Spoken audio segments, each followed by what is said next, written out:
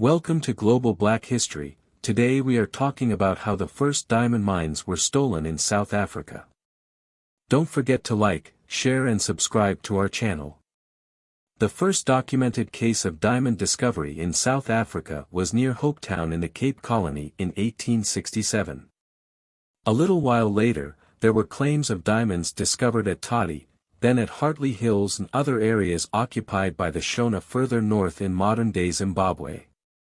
By 1871, there were an estimated 40,000 black people and 25,000 white people working the diamond fields in South Africa.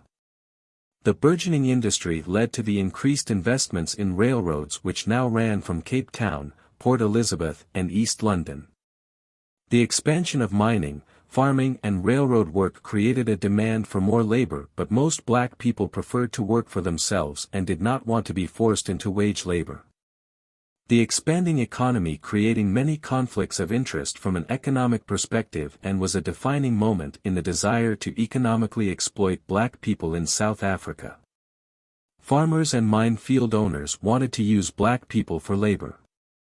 Farmers and merchants also hoped that black people working in mines and farms would also be customers because they would not be able to grow their own food and would buy their produce.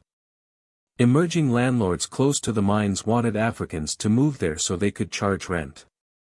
The demand for labor was so great that it attracted migrants from other areas in South Africa.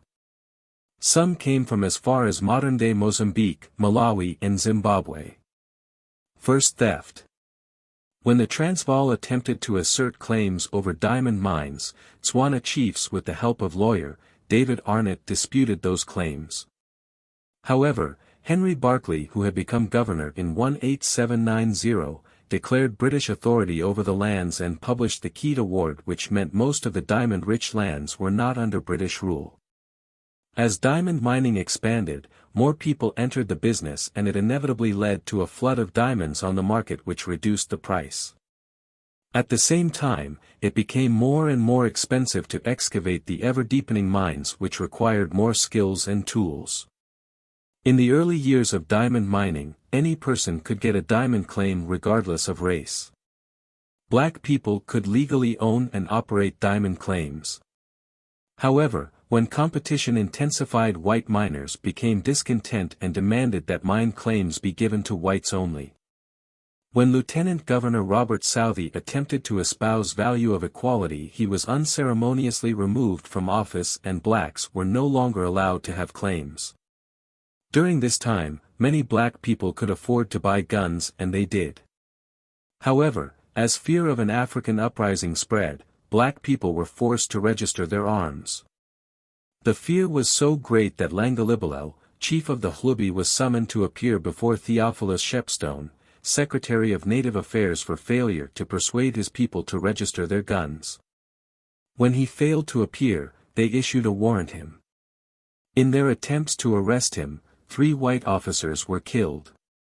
The white administration became hysterical and brutally destroyed his chiefdom.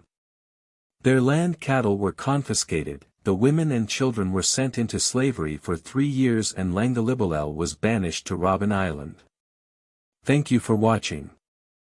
Don't forget to like, share and subscribe to Global Black History.